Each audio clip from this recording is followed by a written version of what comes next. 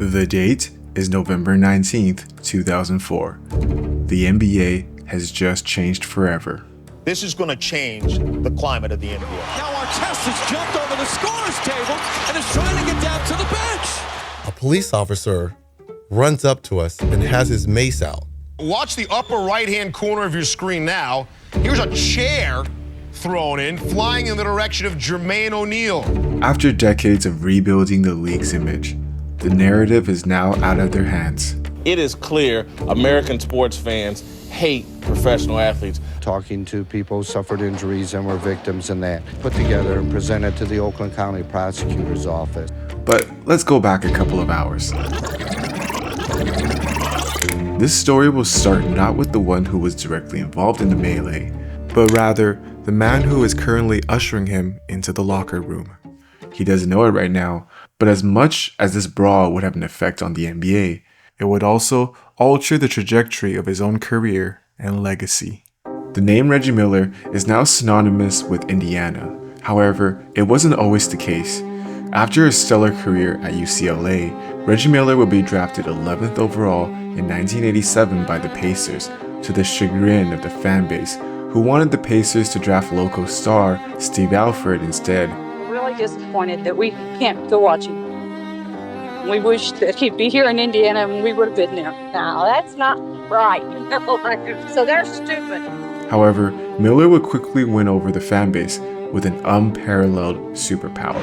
Miller for three. Yes.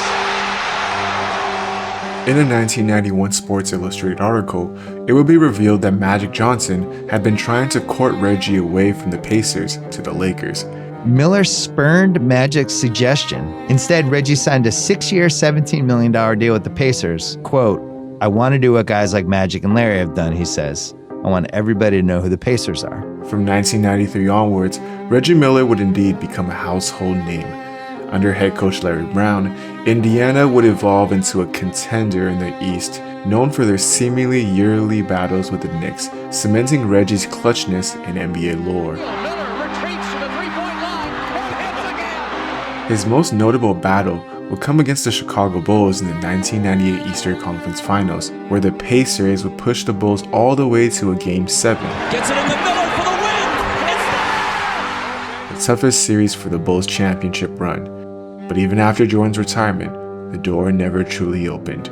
A couple seasons later, Reggie would make his first ever finals, where he would lose to the newest NBA dynasty.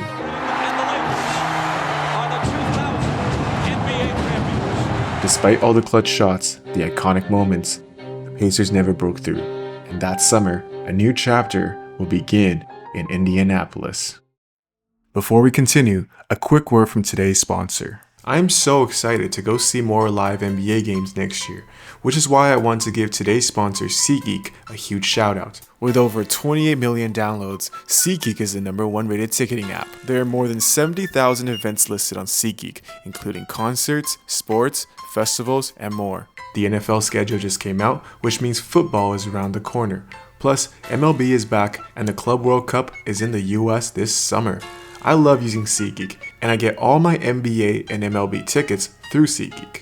Each ticket is rated on a scale of 1 to 10, so you know when you're getting a good deal. So look for the green dots. Green means good, red means bad. Plus, every ticket is backed by their buyer's guarantee. And you know I came through for you guys. Use my code WooHoops10 for 10% off your next set of tickets at SeatGeek. That's 10% off any tickets with promo code WooHoops10. Make sure you click the link in the description to download the app and have the code automatically added to your account so you can use it later. Thank you, SeatGeek. And now, back to the video. Now that we all know about his background, let's go back a bit more. Right here. Wait, let's slow it down a bit.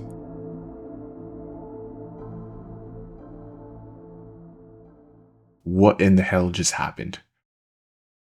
In the summer of 2000, fresh off their first ever NBA Finals appearance, the Pacers would make a move that will leave their fan base stunned, trading beloved point guard Mark Jackson for an unproven 21-year-old big man named Jermaine O'Neal, who had averaged a mere 3.9 points per game the season prior.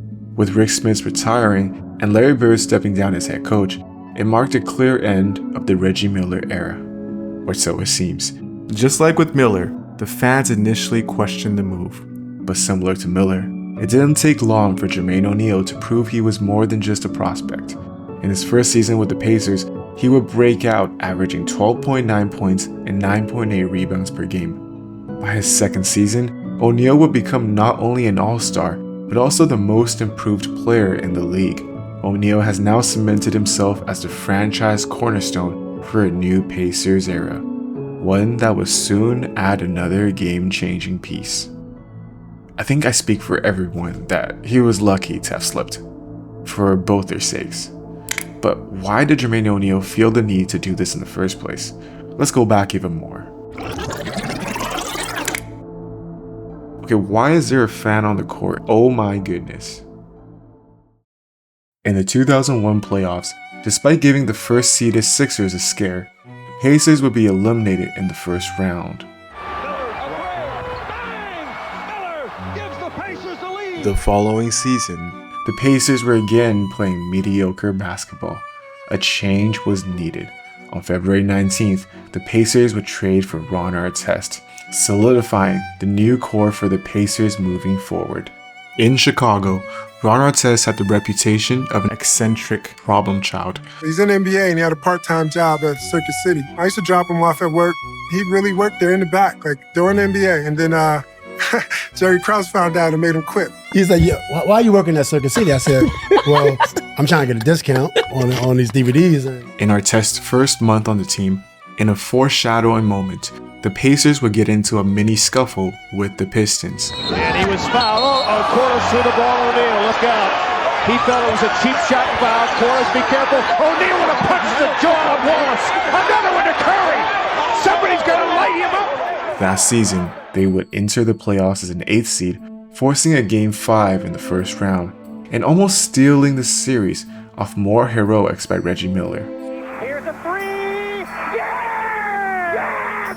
Yes! After 2 overtimes, the Pacers would run out of gas and be eliminated. The Nets will make it all the way to the finals before being swept by the Shaq and Kobe Lakers for their final championship. Unlike with O'Neal, Artest's development in Indiana would require a bit more patience. With Artest's anger issues becoming a bigger problem than expected, the Pacers would suggest for Artest to get therapy. Ronnie seemed to go from 1 to 100 real quick. And at a point, I just questioned whether he could control it. And so that's why we tried to get him help, and we eventually did. And by the 2003 offseason, everything was finally coming into place. Indiana will bring in the missing piece of their puzzle, head coach Rick Carlisle.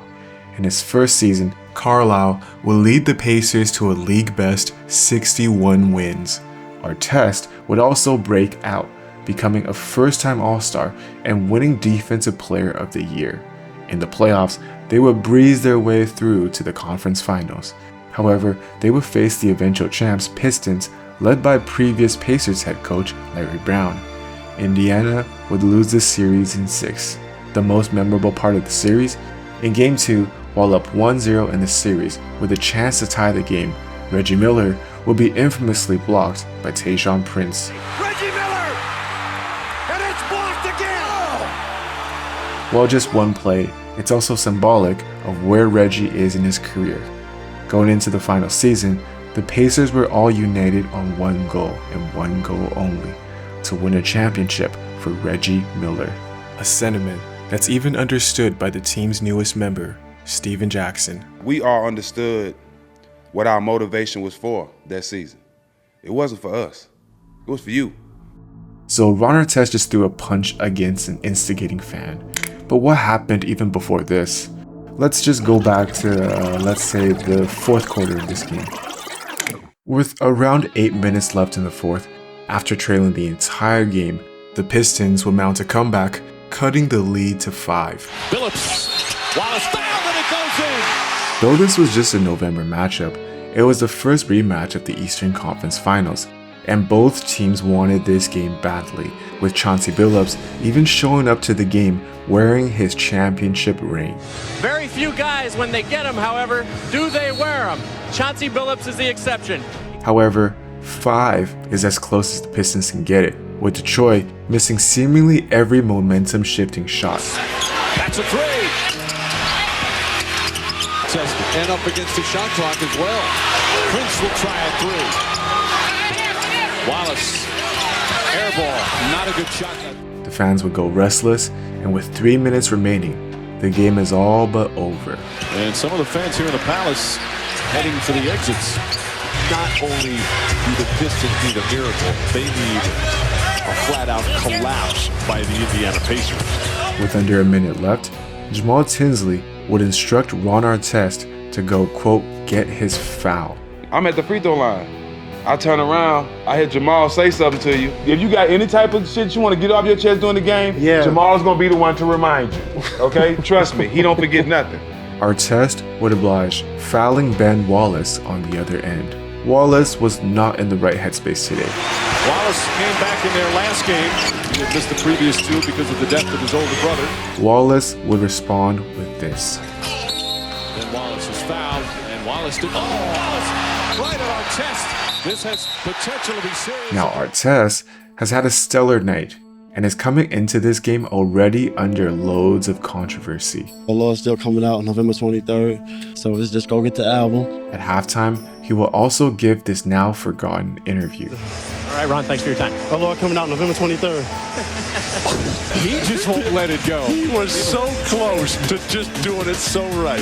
After being shoved, Artest would respond by laying on the scores table. At that point, I was ready in therapy. So I was practicing in real time. 1, 2, 3, before you do anything.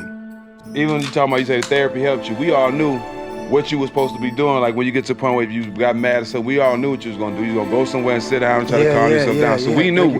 We knew you was finna do that. Yeah, thank you. Meanwhile, a suited Reggie Miller would come guarding the scores table. Miller, who had suffered a broken hand in preseason, has yet to be suited up for a game this season.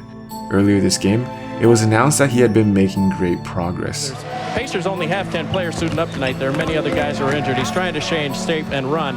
I asked him how long it would be. He said a couple of weeks. Rick Carlisle then walked in. He said, Coach, I can go tonight if you need me because we're short. Miller also isn't the only person injured for this game, as Pistons coach Larry Brown is also recovering from his recent hip replacement.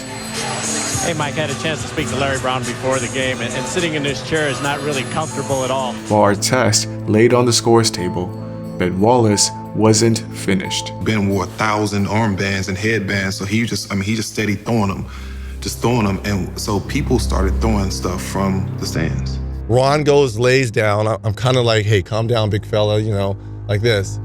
Just stroking him while he's laying on the scores table, thinking everything is diffused. Everyone's talking. I mean, that's how, those scrums go. Everyone puffs out their chest and everyone breaks it up and tech here, double tech, let's shoot some free throws, let's get on out of here. Out of the corner of my eye, I see the red cup traveling in slow motion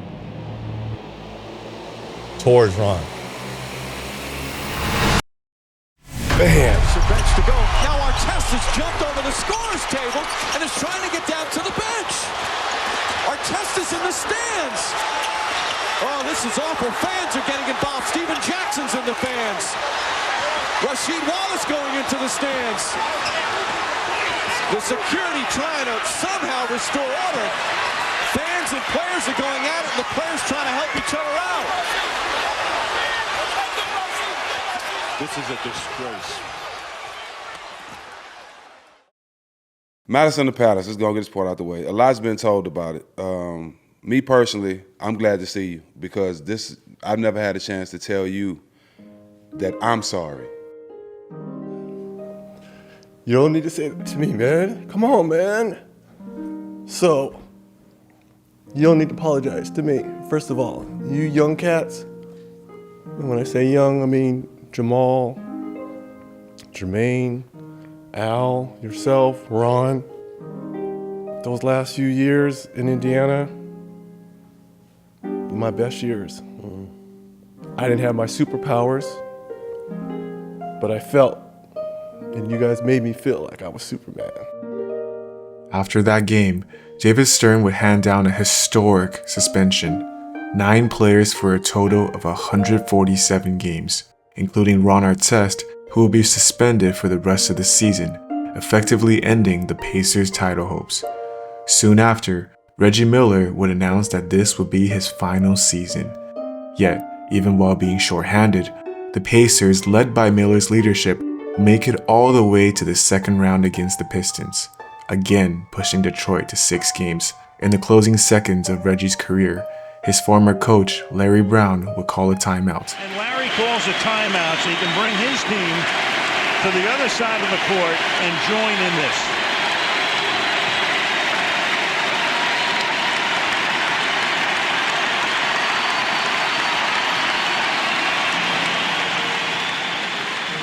To this day, Reggie Miller is still the face of the Indiana Pacers. In the 2025 finals, he would attend every game, donning the jerseys of his former teammates, cheering them for their wins, most importantly, being there for their losses. Will the Pacers ever win a championship? I don't know. But what I do know is that if they do, Reggie will be there, celebrating it as if it was his own.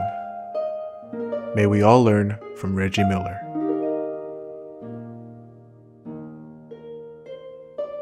Thank you everyone for watching. If you enjoyed this video, please consider subscribing. And also, YouTube thinks you'll like this video, so maybe check that out next. Thank you. Have a great day.